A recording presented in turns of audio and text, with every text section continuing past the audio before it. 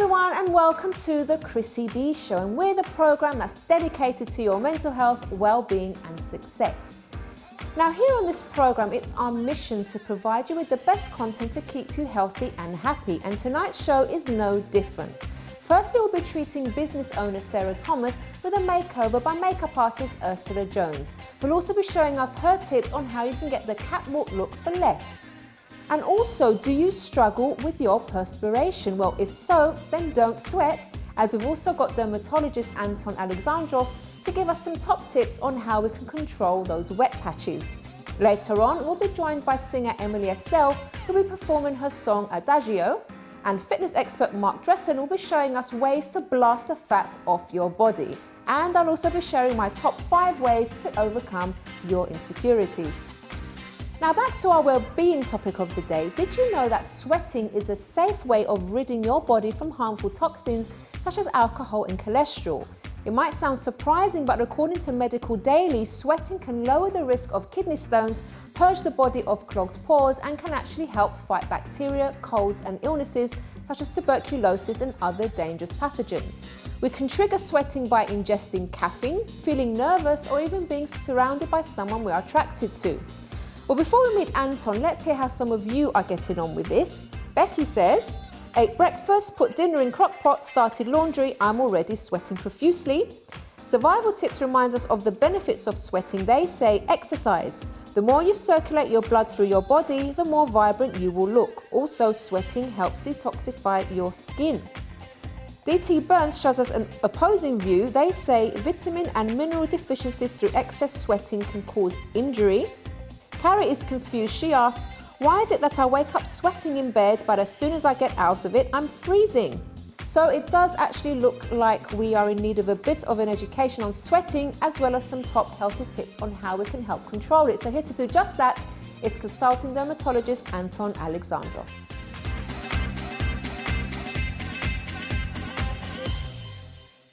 Welcome to the show, Anton. Thank you for inviting. So it's lovely to have you back because you always give great advice when you're on. So today we're talking about sweating, as a problem that, well, obviously sweating is normal, we all do it, right? Yeah, absolutely. But also when it's in excess, it's not really good. So you're going to give us some advice. But first of all, why do people sweat in the first place? It's physiological, so it means that everybody does this, it's natural. In fact, if people cannot sweat, which is a rare genetic condition, then they can run into troubles. Okay. So it's a natural function of body, and this is really to regulate the temperature of the body, to make sure the body does not overheat. Okay, all right. And what effect does it have on the skin normally? The only effect really is to keep it in good condition, I mean in cool condition. Otherwise, if you don't have sweat, then it can overheat, so it prevents overheating. Okay. Now, in terms of excess sweating, because obviously a lot of people that, you know, they're very, I would say, paranoid about the way they sweat. Yes. Why is it that some people do have this excess sweating problem? It's quite a big problem, actually. Between 1% and 4% of people have actually quite a bit of problem with sweating, and 1 in 5, perhaps, are worried about that they sweat too much and have trouble with this. And in general, it's a problem, and therefore it needs to be addressed, and there are a number of things one can do. But is there maybe certain people that are more susceptible to sweating than others, or can it just affect anyone? Generally, yes. It can affect anybody, but some are more susceptible than others. Okay. Any particular group of people, or...? No, not generally, it just happens. Okay, all right then. Yeah. So tell us now, what can someone do if they do have excess sweating? Okay, well, first try to look what triggers you might have to sweat excessively, and try to eliminate them or minimize them. So, for example, if you exercise too much, try not to exercise before important meeting or whatever. And, for example, if spicy food causes sweating, sometimes it might happen, try to avoid spicy food, not completely, but when it's important for you. Okay. So, but what kind of things actually can cause it in the first place? Is it like sort of everyday thing? Because you mentioned the exercise, obviously, that people do sweat when they exercise. But the caffeine, is there anything else that can cause it? Caffeine, anxiety, emotionals, absolutely. Okay. Some people just sweat because of anxiety, and there are some medication which may address this one in particular. Okay. So, and what else? Any other reasons? It's mostly exercise or anxiety, really, but just about anything can trigger it. Okay, and what can the person do then to help themselves? Well, it's important to relax, not to be stressed about this, but also try to wear loose clothes so it doesn't overheat your body. It's easier to sweat if you need to. Yeah. Some people find that they're really sweaty. They might find to wear black clothes rather than white clothes, so it doesn't show as much. But really some are good treatments. So for example, if people are sweating a lot because of anxiety, there are medication called beta blockers, which can be quite effective. Beta blockers? Beta blockers in this situation. They're usually used for something else, like palpitations, but they can really be helpful in people who have a lot of anxiety and sweat because of this. And there is a very strong medical grade perspirants, which can be used. You have to use them in a particular way, try to not to irritate skin too much. And there are a whole range of other different treatments. Unfortunately, we can't treat everybody satisfactorily, so that's why we're trying to establish priority for treatments, for new treatments. But the range, you can have medications by mouth. Unfortunately, sometimes there are some side effects like blurred vision, or difficulty passing water, or dry mouth, or constipation. There is a very effective treatment called Botox. So you can have injection of Botox in the areas where you sweat. That helps. It's really good. But the problem with that is that it only lasts for about 4 to 6 months, and it's quite expensive as well. Then you have to keep doing it then. Yeah, absolutely, like for wrinkles, for example. Okay. Another treatment, which is quite fascinating, is something called anti-perspirants. This is electric current. So you put, for example, if your hands are sweaty, you put a very, very mild electric current. Yes. Yeah. It's fine. Okay. But actually it works really, really well. Okay. We don't know how it works. Is that quite a new thing then? Or has that been going for a while? And you can usually have a test in a hospital, and if it works for you, you can invest and have it. And how often do you have to have that done? Ideally every day, but in hospital perhaps 2 or 3 times a week to start with. And if it works, you can invest and have equipment at home. It's completely safe, and it's very, very good. Is it more affordable than the Botox? It is generally, yes, because once you invest into the equipment, you have it at home, you can just use it, providing it works. But there's still been research done, isn't it, about, There is more research required. A new piece of equipment just appeared in the States, not yet available here, not licensed, but it's actually microwave. Okay. I know it sounds a bit fantastic and futuristic. Bit weird. but for the last, I think it's been around for about 3 years or so. So far we have very good results. It just kind of fries the sweat glands. Okay.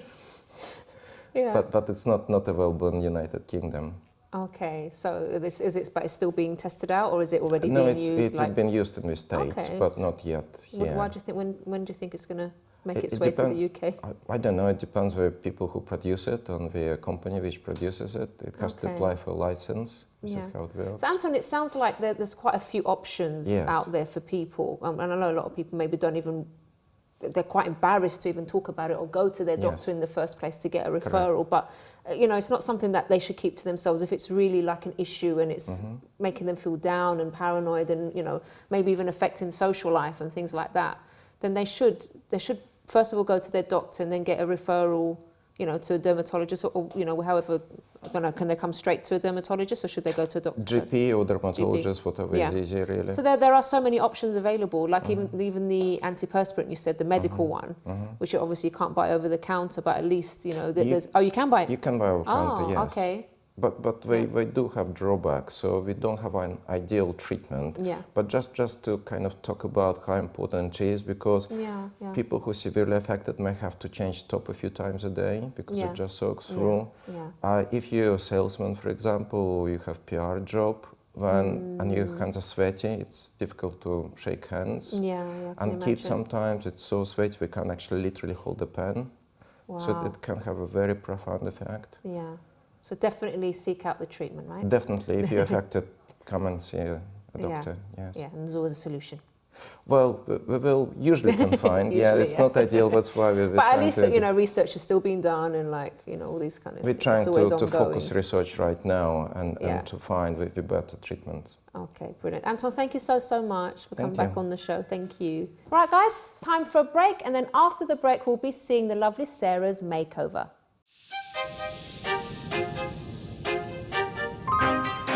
Welcome back to the Chrissy B Show, everyone. So now we're going to be speaking to our resident makeup artist, Ursula Jones, and she's been doing a makeover for Sarah today. So here's a photo of Sarah before, and here she is now.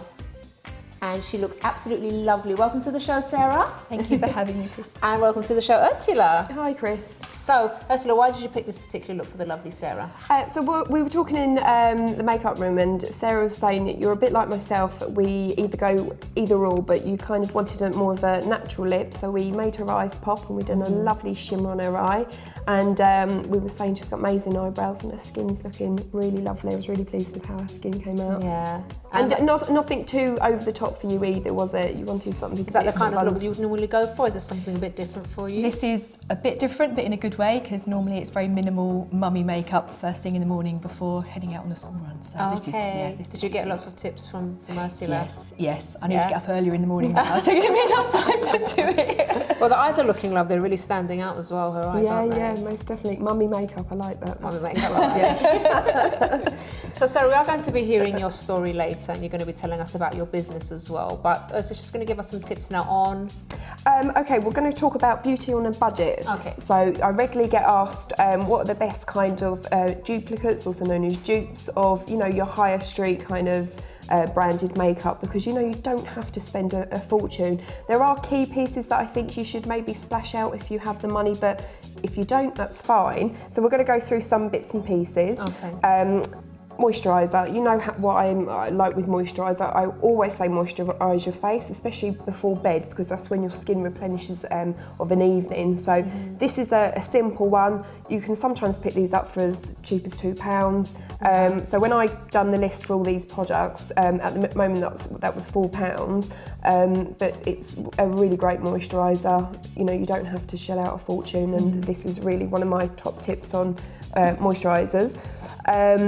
Second thing was bronzer. So I have this bronzer here, and this is so inexpensive, and I absolutely love this. This is a real dupe for some of the real high branded makes out there, and it's also very, very pigmented. So what you would need to do is go very careful when you're using this. You'd rather build this up in, with your brush. You would want to just put a light layer on, and you can build it up, because it's easier to add than it is to take away. So you don't want to have to be blending too much. And this particular one is which one? MUA? Yeah, this is by a brand called MUA.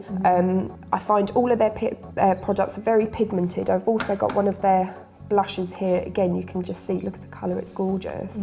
But be careful, because they are so pigmented. The other thing I would say on these products, they've got a lot of talc in the product. So if you've got somebody with sort of dry skin, you'd want to maybe stay clear of these, because say if you had a dry area here, it would really grab. Or you just want to be just a bit light-handed with how you're putting the blusher or the bronzer on. So bronzer just gives you that sun-kissed glow, where the sun would naturally hit, and then the blusher is just going to, on the apples of your cheeks, just to freshen up your face and put a bit more dimension back into your face. And then foundations.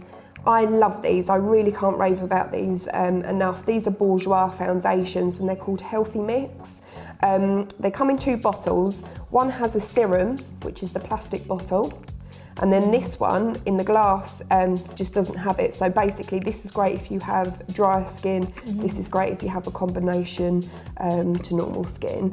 They last for 16 hours. If you put 2 thin coats on, it will last for 16 hours, and it just has the most beautiful finish.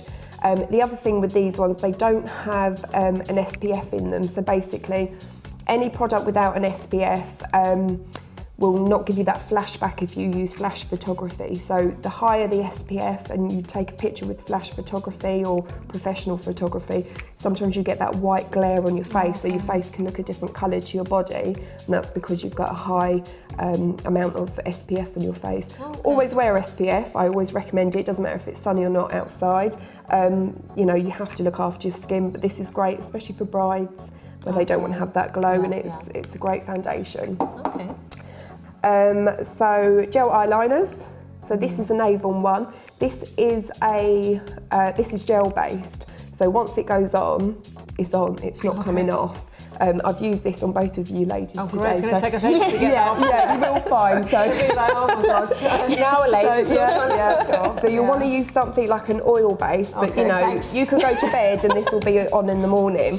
My only tip with this would be careful if you're you wear contact lenses, because what can happen, it can go inside the, you know, sort of merge inside the eye, and then you get that trace on your contact lens. That's been some of the feedback on this. I wear contact lenses and use this, and it's not happened to me, but that has been the feedback. But brilliant. Anything gel based is great. What I do find I do with you, Chris, is use this, and then because it sets quite matte and then it's set, to give you kind of a shiny look, you can use a liquid liner on top, and that gives you that lovely sort of glow with your liner. And lastly, talk about concealer. You can tell how much I love these. It's worn off, the brand. This is by Collection, and again, it's a 16 hours, so if you team these two up, they're going to be brilliant. This is quite dry, so it's brilliant for under the eye area, because people tend to be quite naturally quite oily around the eye area. So if you have dry skin, I would say avoid this, because it does set dry like a powder, and maybe not so great for older skin, more mature skin, but this really does stay put, and again, it's got great reviews. So everything here, I totaled it up and it came to £28.17 as of today. So makeup kit, really. Yeah, and you know, there are, like I say, this, you can use these for different things. You can use this for your eyebrows as well as eyeshadow, so you know, you're getting multi-purpose. Amazing. Yeah. Oh, that's lovely. Thank you so much, Ursula. And we're going to keep the lovely Sarah on to tell us your story. And Ursula, you'll be back with us soon. And guys, if you want to know more about Ursula, you can find her details on our website, chrissybshow.tv. And if you have any questions, please do email them through on info@chrissybshow.tv. Okay, so one more thing before the break, and we're going to be speaking to Emily Estelle about the song she'll be singing for us, Adagio. Welcome to the show, Emily. It's lovely to have you back here. Thank you very much for having me back. So you were on a couple of years ago. So what's been happening since? Yeah. I've been up to several different things. I've been touring with some other artists. I sang with Andrea Bocelli last year in Switzerland. And I'm just getting ready to go on tour with a group called Bravo Amici. Last year was a big year as well. I released an album. It's called Rise Above, and it's a charity album for Action for Pulmonary Fibrosis. So I've been busy promoting that, and one of the song that you're going to hear later is actually from the album. Okay, what's the song called that you'll be singing? So the song that I'm going to be singing is called Adagio. Lots of people probably would have heard of it before. They'll recognise the tune. It's a really well-known classical piece by Albinoni. It is basically about love and hope. And it tells the story of someone wanting to find their true love. Oh, that's lovely. Now, Emily, why is it so important for you to support this charity? Well, actually, unfortunately, my father was diagnosed with idiopathic pulmonary fibrosis. So it's a charity that's very close to my heart. And I'm just trying to raise awareness, because it's not that well known at the moment. So that's what the album's for. So I suppose you feel quite a lot of emotion when you Passionate sing the song about it, and like, yeah. Well, I can't wait to hear it, Emily. Thank you. So over to you. Thank you.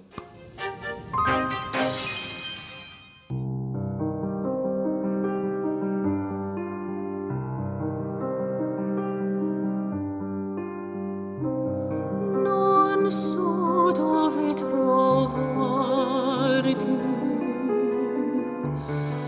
non so come cercarti, ma sento una voce che nel vento parla di te. Quest'anima senza cuore aspetta te. Adagio.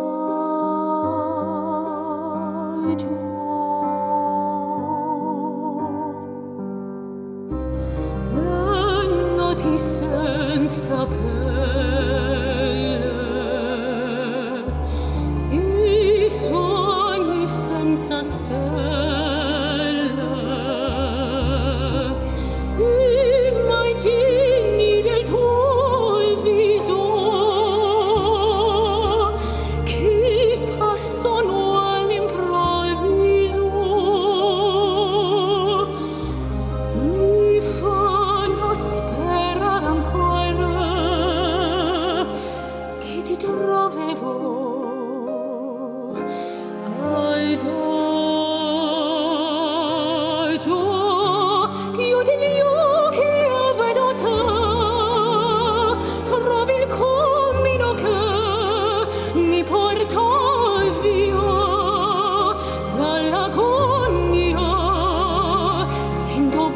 in me questa musica che ha incontrato per te.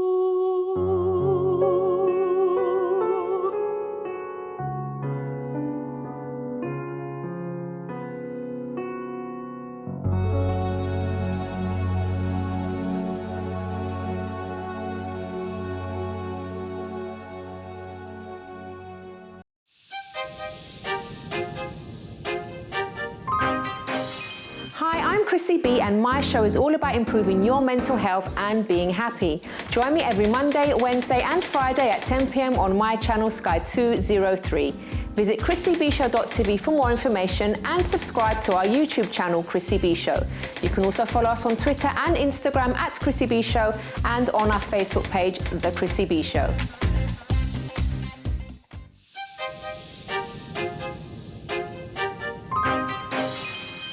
Welcome back to the Chrissy B Show, everyone. So before I speak to Sarah about her story, let's take a look at this video from the Mental Health channel.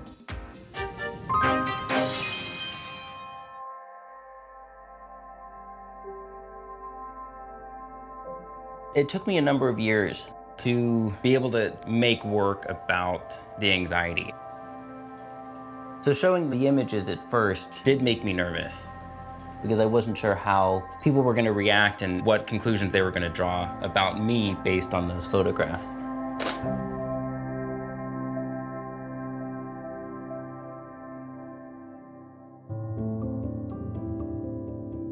I think growing up, and especially as I moved into high school, I think I started to withdraw. What I thought was just being shy sort of became more than that. As I started college, I would miss a class and then feel like I couldn't go to the next class, and then it would sort of build on itself. My phone would ring and I just couldn't physically get myself to pick up the phone and answer. There was a sense of embarrassment to admit to people that I wasn't able to fix this by myself. It caused me to withdraw more. I felt trapped in a lot of ways.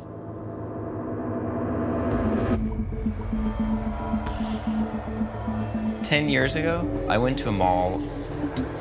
I remember there were so many different sounds, like different conversations. I was self-conscious to the point where I thought there's no way that people wouldn't be making a judgment about everything I was doing.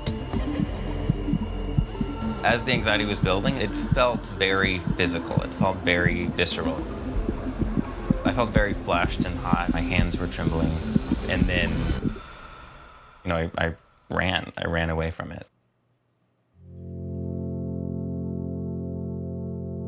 The lowest point for me was when I ran into a professor of a class that I hadn't been to in several months, and he asked if I was okay and told me he'd been trying to get in touch with me. I think I may have actually sat on the ground crying, and of course it was in the middle of this public space. I think it was the first time that I sort of admitted to myself that I didn't have control over what was happening. I didn't have control over the anxiety.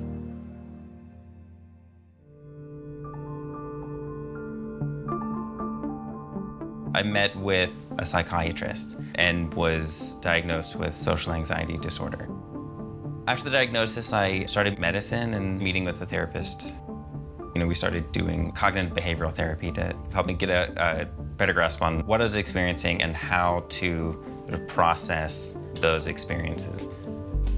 Within a couple of weeks, I started to feel more in control. But it took about 7 years, I think, after my diagnosis to get to the point where I felt comfortable making images about it. Before I shoot each image, I usually make a sketch of what I want the final photograph to be. The image I'm working on now is a house plant with the leaves wrapped in hair curlers. The series is titled It's Hardly Noticeable. The character in my series I think is trying to navigate living with this anxiety without revealing that that's what he's doing. The goal with each of the images is to take this abstract idea of anxiety and turn it into something that can be photographed. Installation images show the world of this character. This image comments on the very often thin line between comfort and fear. The still lifes are representations of mindsets or beliefs. The glass is full, but the leak sort of implied that it's really a temporary fullness. The self-portraits act as a way to explore to what degree these are images of a character and to what degree these are images of myself. So in this image, the character is confined by this chalk outline on the sidewalk. There's not anything literally keeping him trapped, but he is still physically unable to move from it. The image I'm working on now is about an attempt to imbue control onto something that is fighting that. For a while, I was worried that making images about the anxiety would cause me to re-experience the anxiety. And in reality, it's sort of had the opposite effect. They've been a way of indulging that anxiety and still staying productive. The work has been featured by the Huffington Post and NPR and Wired magazine, and I've really been honored by the response.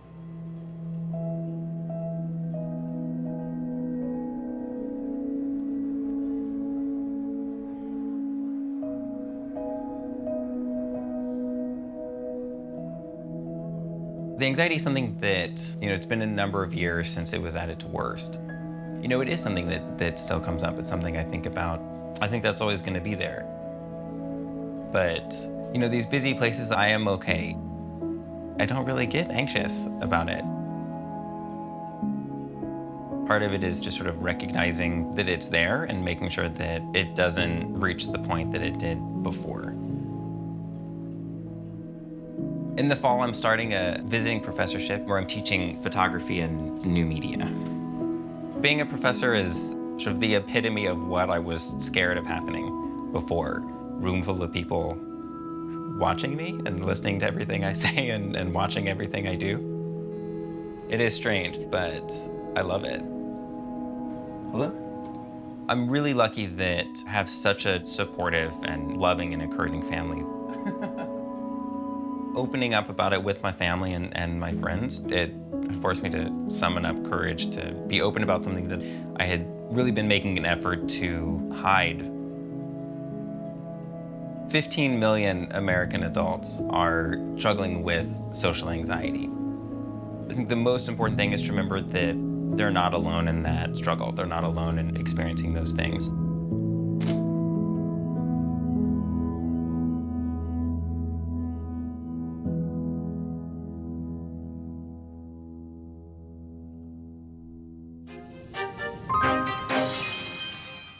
So thanks very much to the Mental Health Channel for that video, and if you want to know more about them, please do visit our website, which is chrissybshow.tv, and go to the contributors section.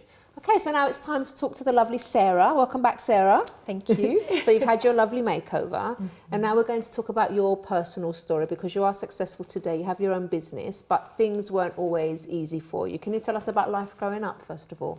I was always that quiet child in the class, very shy, would never put my hand up to answer a question, and just was almost just content watching everybody else do what they were doing and not feeling that I could join in with that. Was there any reason for that, or was it just you were just generally shy in general? I think I was really insecure, you know, just insecure in myself, and I was just shy, just a quiet one. Did you get bullied because of that? Did other kids pick up on it? Yeah, definitely. I was bullied. It got quite bad at one stage. I was at its very worst. I got punched in the face one day by a fellow student. I think I was only about 13 at the time.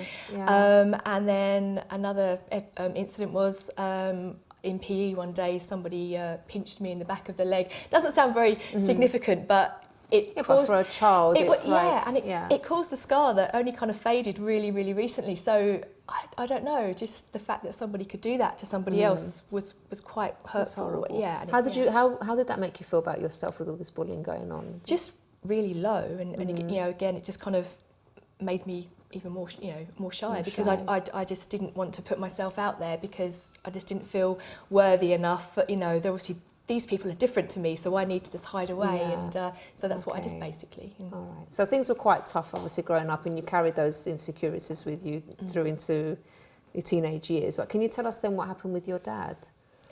My dad, like loads of children, was my hero, and he was diagnosed with cancer just 9 days after our son was born, our first son was born.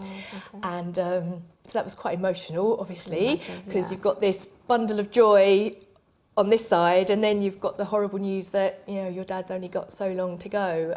So that was really, really tough.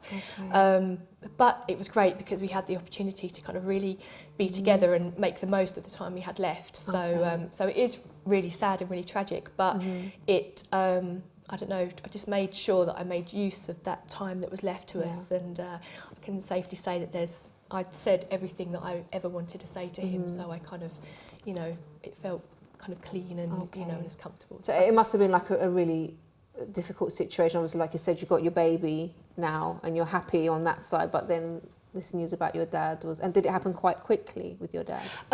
Dad was diagnosed just after our son was born, and he actually didn't pass away for 2 years.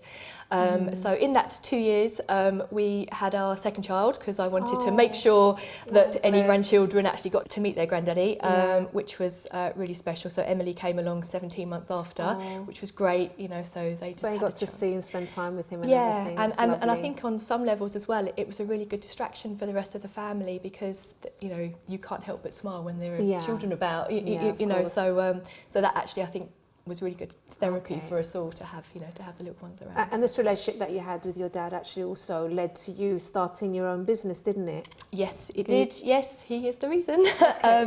When I was very young, we were digging in the garden one day, and we had an old Victorian house, and I found we dug this stone up out of the garden, and it's actually probably out of an old Victorian pendant or brooch or something or other. Wiping all the clay off it, I can remember it clear as day, just, you know, because it was all covered in mud.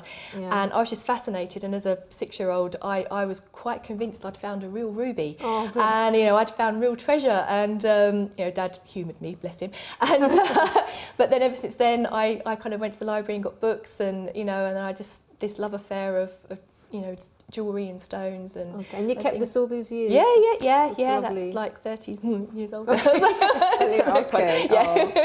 lovely. Thank you. And then so what actually, how did you actually get to start your business? So it's a jewellery business. Yes, so I've done it as a hobby ever since I was very, very young, but because of, I suppose, some of my insecurities, I didn't feel able to take it forward either at uni or as a business. So really, when Dad passed away, started kind of rethinking what I was doing, turned 40, and as the children were getting a little bit older, and I was kind of saying to them, you can do whatever you want in life, you can be whoever you want to be, you know, if you want to be an astronaut, go and do it, you can do that. And then kind of started to feel a bit uneasy, because I was thinking, well, here I am, busting to do this jewellery, but I'm not good enough to do it, you know, and then I kind of figured it wasn't quite right, and that I needed to set an example, you know, lead by example for the children. So there it was, and then I just found myself doing it. And it kind of happened. And what's the business called? It's called Made by Plum. Okay, and that's because of is that linked to your dad again? Yes, Dad being a plumber, and I was always Miss Plum, the plumber's daughter. So so it's cheesy, but that's true.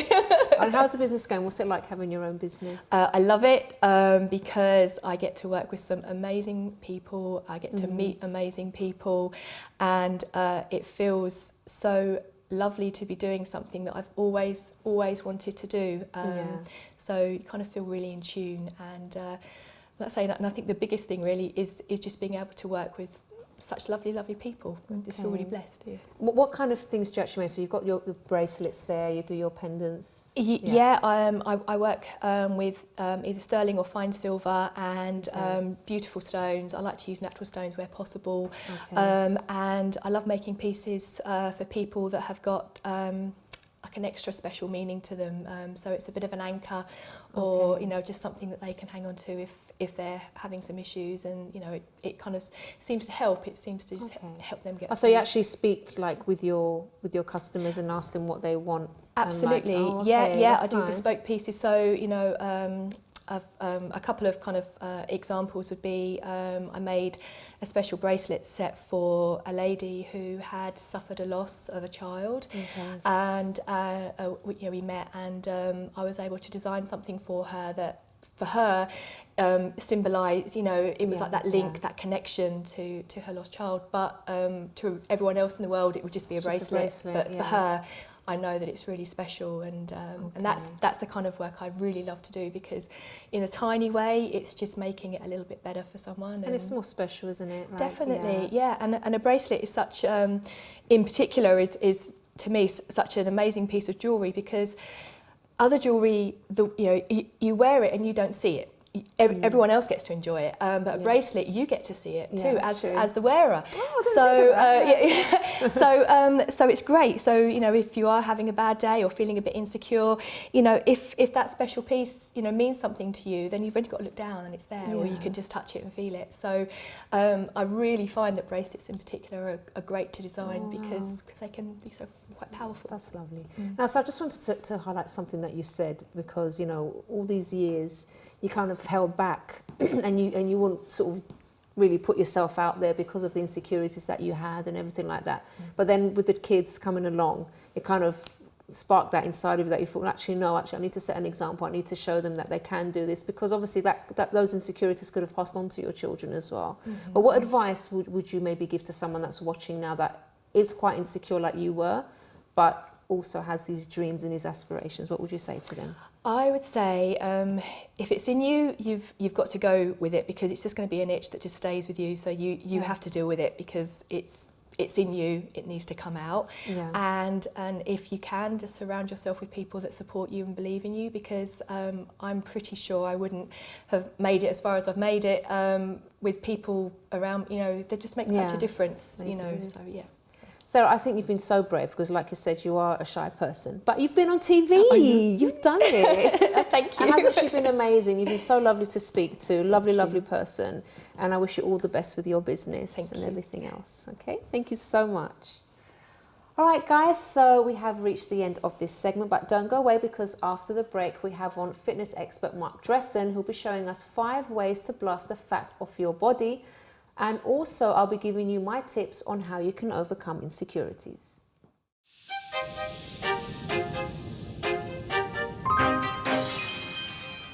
Welcome back to the program, everyone. Now, before I give you my tips on how to overcome your insecurities, let's meet the amazing fitness expert, Marc Dressen. Hello, Marc. Hi, how are you doing? I'm good. Lovely to have you on the show. Thank you for having me. So, first of all, tell us about how you got into training yourself. Actually, when I went to school, that was the one thing I was really good at, was sports. Okay. So I basically pursued that, and it determined my life up until today. Okay, and now you do personal training as well? Okay, how's that going? Very good. Yeah. I love it. Okay, you've got a YouTube channel as well, haven't you? I do. Yeah. Okay, people can check you out on there. Yeah, they can. All right, so we are going to be talking today about how to blast the fat off your body.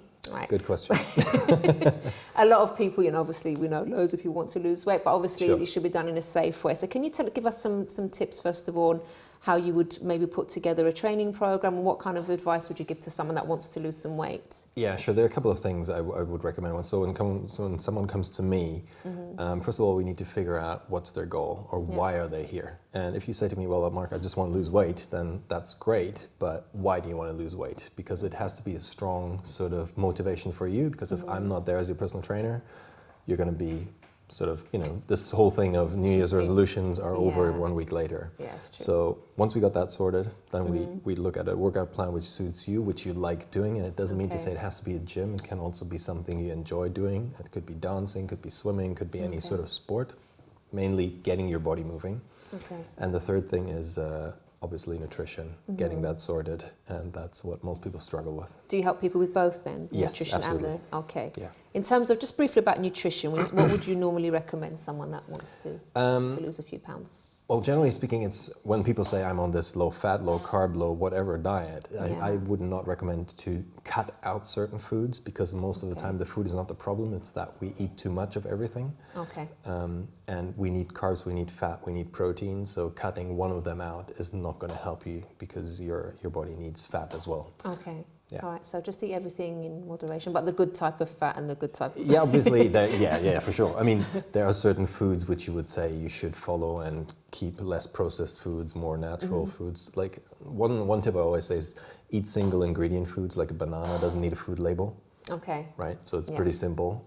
Everything which has more words on the back, which you have no idea what it means, probably don't eat it. Don't touch it. Yeah, simple as that. Okay. So Mark, you're going to be showing us a few exercises now that are really good to burn the calories, build muscle as well? Yes. Yeah? We need a bit of both. Yeah, we need both, for sure. All right, we're just going to clear the studio, guys, and now Mark's going to be showing us a few of the exercises.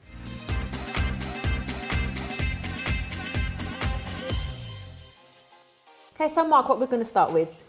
We're going to be focusing on, well, we have 5 in total, and I thought of exercises which will target the whole body, and especially because we want to lose weight. We'll start with the upper body with a push-up. Okay. So one thing which is really important is that men and women do them differently, and I want to show you both. Okay, all right. Should we do it? Sure. So, I won't be joining you, I'll just watch. That's fine. Okay. So for women, most of the time the problem is that the upper body strength is not as strong as with men, therefore we start on the knees. As we move to the front, just make sure that your hip doesn't drop down. Try to keep it up. Hands sort of bit shoulder width apart. And then as you lower yourself down, your elbows or your upper arm is parallel to the body. That's enough in terms of motion. Okay.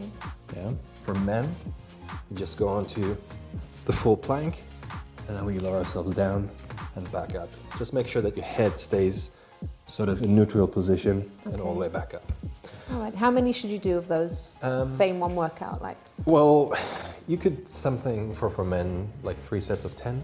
Okay. That would be all right. For women, same thing. But if you struggle, don't get discouraged. All right. Just start with whatever you feel like whatever you can do. The right number. Okay, yeah, then. For sure. Alrighty. Next one is something we target. Most people have like an external rotation, meaning that the feet point outwards when you walk. To fix that, we can do something. I've never noticed. You're fine, it's great. A lot of my clients have that. Okay. So what you do is you basically do a curtsy lunge, meaning you step to the side, cross over, and push yourself back up. As you do that, you can see that when I come up now, the inside of your leg is what we want to strengthen. As this rotation comes, that's how you strengthen the inside of your leg. And there's a really nice sort of motion to do. You can, if you have problems doing that, if you start that for the very first time, you could hold yourself somewhere, or you could hold me as support. Yeah. If you would be my personal trainer, if I had problems, and then I could come back up. It's a bit like dancing, right? Okay, cool. And again, 3 sets of? 3 sets of 10 on each side? Each side, each leg, switching over. That's what I would recommend. Now for women, what I get a lot is they want to have a nice behind or bottom. Therefore, what we can do is something called the hip thrust. So you lie on your back, feet sort of close towards your bum. Make sure you push through your heel, arms on the side, head straight, and then pushing the hip up. Try to really focus on squeezing the butt at the same time and lowering yourself back down. Pushing up, squeeze the bum, and all the way back Can you put down. weights on you as well, like to do that? You could do if you don't have weights, because if you are at home, for example, you can just keep one leg straight and sort of push out of one leg and all the way back down. That's how you sort of increase the weight if you don't have any. Or you use a water bottle or something like that and put it onto your hip. Okay. And would you just do sort of, when you do your sets, just a question before you carry on, would you do all 3 sets of one, or would you do one set of one set of the other exercise, or can you just mix it up? Well, the 5 exercises I chose, you could do them in a circuit. Okay. You could also do them one at a time. Yeah. The problem is, though, when you do them one at a time, you will have a lot of break in between, because if you just have done your push-ups and you have to go again, it's quite hard. And if you drop, let's say, from the upper body to a lower body exercise, also good for your heart, because your heart needs to pump the blood, which just came out of the arms into your legs, and the other way around. So that's why that's also a good thing to do. All right, so that was 3, so we've got another 2 more you can show us. Burpees. Burpees, I love Everyone's those. favorite, right? So burpees, I'll show you the beginner version. Okay. Because a lot of people have trouble doing the full burpee. Would be hands down to your legs, stepping back, and then from here it's like a rolling version down, rolling back up, stepping back up, and at the top you can do a little hop at the top. Okay. Now, because the jumping bit, which this would be the full burpee, is you jump back, roll down, and you jump at the top. Okay. That would be a full burpee motion. Okay, I haven't seen the one that before in terms of like actually going down on the floor. Yeah. Normally I'll just see the ones where you just... I know, that's called a sprawl. Oh. I know people confuse these 2 exercises, but the good thing about the burpees, it's like a full body motion, and why we were talking about fat burning, it gets your heart rate up, and you know, most people struggle getting that movement done anyway, so you know, it gets really I'm sort of sweating now already. I did ask you if it was hot in here. It's really hot now, isn't it? I know, it's the light. Okay, and then there's one more, isn't there? Last one is plank, because we want a strong core, and I tried to think of some different exercises. So the normal push-up plank would be the first version of it. So you try to hold yourself here. Okay. It looks easy, but if you have never done it, the problem is to engage the core. Okay. The harder version is, and this is where people just do it wrong, is that they close their hands and make like a triangle, put that onto the floor and go into that position. Oops. That's a bit of cheating. Oh, is it? As I do this, the actual muscle group here on the side, which we want to strengthen, gets sort of knocked out. Oh, that's interesting. Okay. So that's why you keep your arms parallel on the floor. Oh, I've so been doing them wrong, Mark. Sorry. I've so been doing my... And now the same thing here. You have to actively squeeze your bum as well at the same time, because you then, otherwise you just, if you're not activating the actual muscle group in the plank, you're cheating as well. Okay, so all right, I've realised I've been cheating all these years, doing my planks wrong. No way. I have, all right. Okay, so those are the 5. Obviously, there's lots of others you can do, but even if you just start on those 5, how many times a week would you recommend, Mark? Well, generally speaking, when people come to me and they say, well, is once enough? Probably not. Anything from 2 to 3 times. Because if you aim for 4 or 5, when people say, I'm really ambitious, I want to go for it. And then if you don't do it, we talked about motivation before, then the problem is, well, I didn't do my 5th workout, now I feel bad. Okay. That's why if we do 2 to 3 and you can stick to it and get it into your schedule, that's something I would recommend. That's brilliant. Mark, thank you so much. No worries. I'm sure that's helped our viewers at home. I hope so. Definitely. Right, guys, so before we go for today, I'm going to quickly give you my top tips on how to overcome your insecurities.